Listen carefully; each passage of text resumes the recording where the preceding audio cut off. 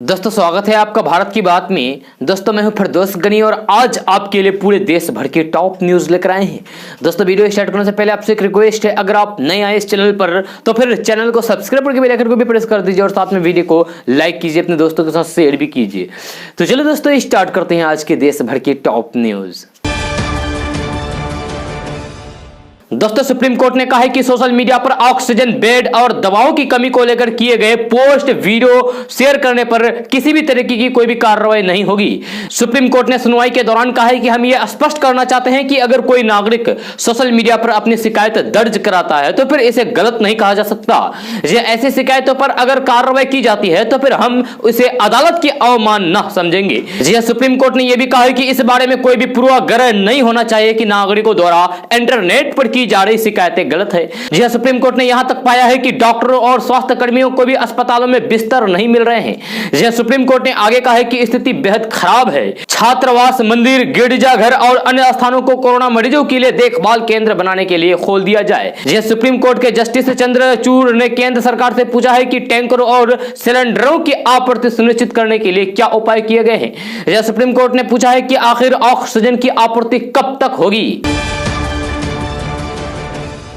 दोस्तों कोरोना के कहर से परेशान लोग अब कुछ जरूरी दवाओं के लिए भी भटक रहे हैं। जी हां, कोरोना महामारी से उपजे भय के कारण विटामिन सी, मल्टीविटामिन से लेकर एजिथ्रोमाइसिन जैसे सामान्य दवाएं काउंटर से गायब हो चुकी है। जी हां, भाप लेने की कैप्सूल, विटामिन सी, जिंक, गले में खराश के लिए एंटीबायोटिक, ऑक्सीमीटर की किल्लत से मरीज और उनके परिजन परेशान हैं। जी हां, ऑक्सीजन मापने के लिए बाजार में अचानक ऑक्सीमीटर की मांग बढ़ने के बाद इसकी कीमत भी बढ़ी है। जी हां, बाजार में अब चाइनीज ऑक्सीमीटर पर भी निर्भर हो गया है। ये भारी डिमांड की वजह से ब्रांडेड के अलावा चाइनीज ऑक्सीमीटर के दाम में भी इजाफा हो गया है। दोस्तों कांग्रेस सांसद राहुल गांधी ने कोरोना महामारी को लेकर केंद्र सरकार पर शुक्रवार को फिर से निशाना साधा। जी हां, उन्होंने ट्वीट करके तंज कसते हुए कहा है कि देश में 2 लाख से ज्यादा लोगों की जान चली गई है और जवाबदेही शून्य कर दिया ना सिस्टम ने आत्मनिर्भर। मोदी सरकार को रोज आड़े हाथों लेने वाले राहुल गांधी ने इससे पहले भी ट्विटर पर लिखा था कि एक दूसरे की सहायता करते आम जन दिखाते हैं कि किसी का दिल छूने के लिए हाथ छूने की जरूरत नहीं है। जी हां, मदद का हाथ बढ़ाते चलो, इस अंधे सिस्टम का सच दिखाते चलो। राहुल गांधी ने सेंट्रल विस्ता प्रोजेक्ट पर भी सवाल उठाए थे। दोस्तों टीवी पत्रकार रोहित सरदाना का कोरोना से निधन हो गया है। जी हां, उनके दुनिया से चले जाने की खबर सुनकर मीडिया जगत में शोक की लहर दौड़ पड़ी। जी हां, कई पत्रकारों ने उनके निधन की खबर ट्वीट की। जी हां, उनके निधन की खबर सुनकर मीडिया जगत स्तब्ध हो गया।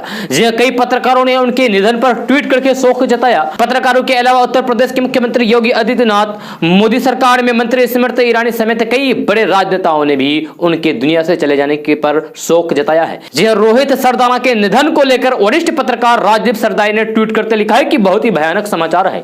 जाने माने TV news anchor Rohit Sardana का निधन हो गया है। जी हां, आज सुबह दिल का दौरा पड़ा, उनके परिवार के प्रति गहरी संवेदना।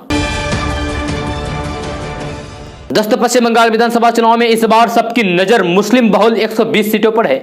जी हां, बंगाल में सरकार बनाने में ये 120 सीट अधिक महत्वपूर्ण है। बंगाल में इस बार मुस्लिम वोटों को पाने के लिए टीएमसी और लेफ्ट गठबंधन ने पूरी ताकत लगा दी है। वहीं मुस्लिम बहुल सीटों पर त्रिकोणीय मुकाबले होने से कई सीटों पर बीजेपी को भी अपनी जीत की उम्मीद है।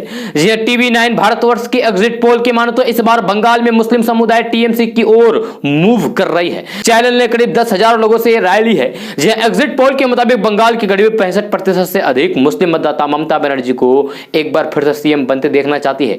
वहीं संयुक्त मोर्चा को इस बार करारा झटका लगा है। यह कांग्रेस, लेफ्ट और आईएसएफ गठबंधन के पक्ष में सिर्फ 20% मुस्लिम मतदाता ही वोट करने की बात कही है। वहीं एक और सर्वे टाइम्स नाउ के मुताबिक लेफ्ट गठबंधन के वोट फीसदी में भी जबरदस्त गिरावट देखी जा रही है।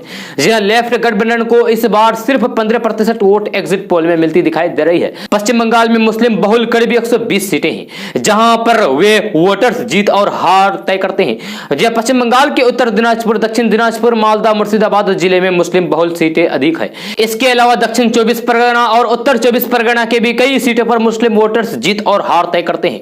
जी हां, 2016 के विधानसभा चुनाव में मुस्लिम बहुल सीटों पर कांग्रेस और टीएमसी को सबसे अधिक फायदा मिला था। लेफ्ट के साथ मिलकर लड़ने वाली कांग्रेस को वाम मोर्चा से अधिक सीटें इस चुनाव में मिली थी। जी हां, मालदा और मुर्शिदाबाद की अधिकतर सीट कांग्रेस के खाते में गई थी। लेकिन अब कल देखने वाली बात यह है कि पश्चिम बंगाल में सरकार किसकी बनती है, या लेफ्ट कांग्रेस या फिर टीएमसी और बीजेपी की।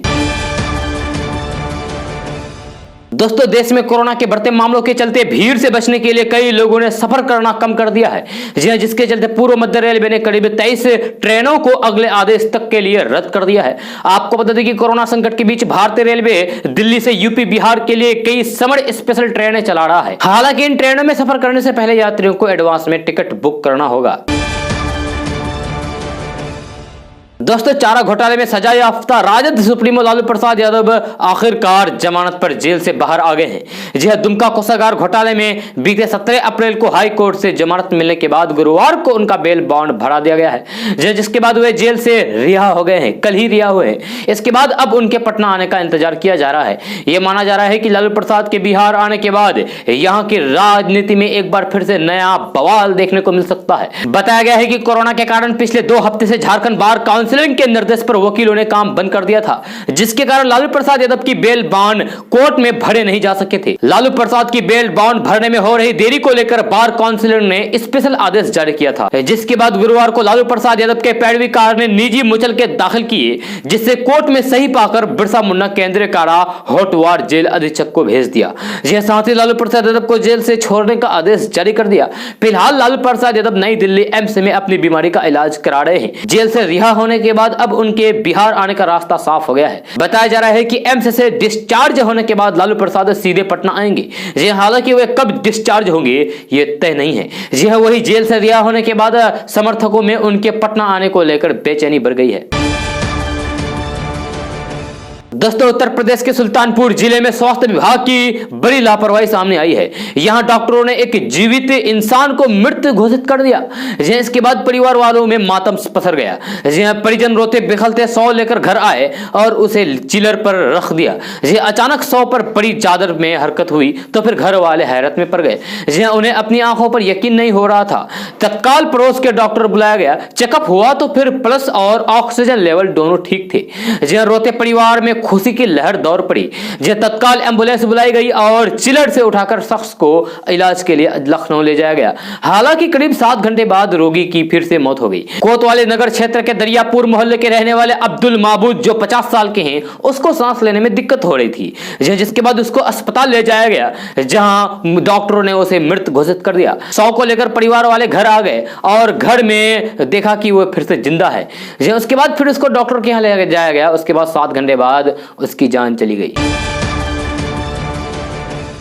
दोस्तों, अंतर्राष्ट्रीय स्तर पर खयाटी बटोरी और राष्ट्रीय स्तर पर 50 से अधिक पदक जीतकर कामयाबी हासिल करने वाली बागपत के जोहरी गांव निवासी अंतर्राष्ट्रीय शूटर दादी चंद्रू तोमर का निधन हो गया है। कुछ दिन पहले ही उनकी रिपोर्ट कोरोना पॉजिटिव आई थी, उन्हें सांस लेने में दिक्कत महसूस हो रही थी। शूटर दादी चंद्रू की मेडिकल कॉलेज में आज दोपहर उपचार के दौरान मृत्यु हो गई।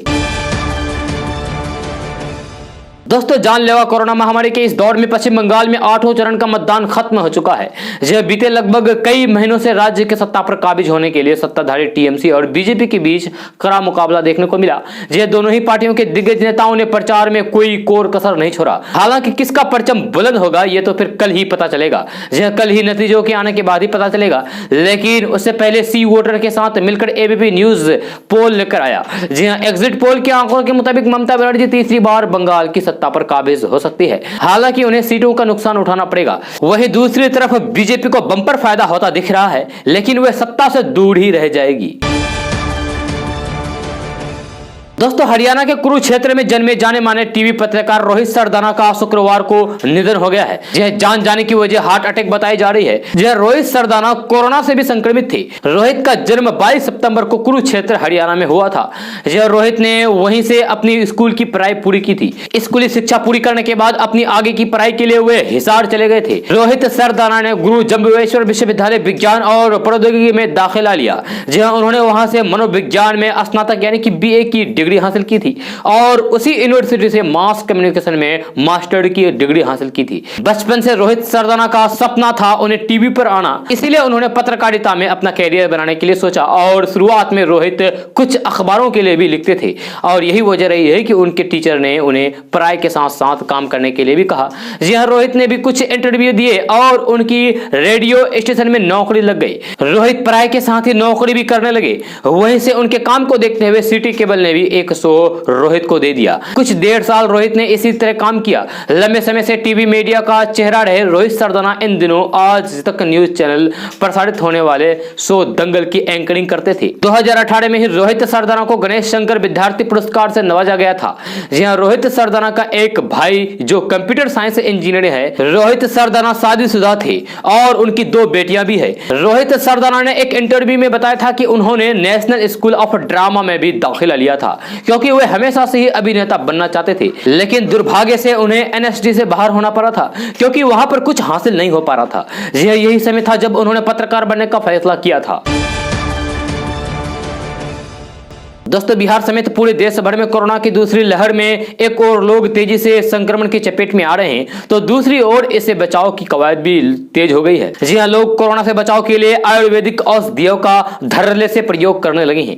यही कारण है कि आयुर्वेदिक काढ़ा, गिलोय, तुलसी, अश्वगंधा, च्यवनप्राश और प्रतिरोधक क्षमता बनाने वाले अन्य औषधियों की मांग तेजी से बढ़ गई है। जी हाँ, यहाँ तक कि कई आयुर्वेदिक दुकानों पर इन औषधियों की कमी भी हो गई है। आयुर्वेदिक कॉलेज के प्राचार्य डॉक्टर दिनेश्वर प्रसाद ने बताया कि कोरोना से बचाव के लिए न सिर्फ आम लोग बल्कि एलोपैथी के कई विशेषज्ञ डॉक्टर भी आयुर्वेदिक काढ़ा और औषधियों के बारे में उनसे सलाह ले रहे हैं।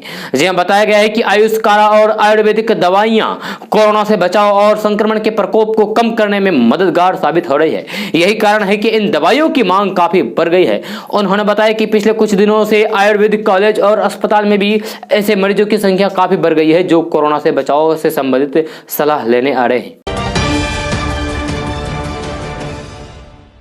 दोस्तों, आज का न्यूज़ बस यहाँ तक। कैसा लगा जरूर अपना सुझाव दीजिएगा नीचे कमेंट बॉक्स में कमेंट करके। अगर आप नए आए इस चैनल पर तो फिर इस चैनल को सब्सक्राइब करके बेल आइकन को भी प्रेस कर दीजिए और साथ में वीडियो को लाइक कीजिए, अपने दोस्तों के साथ शेयर भी कीजिए। तो चलो दोस्तों, फिर मिलते हैं अगले वीडियो में। जय हिंद।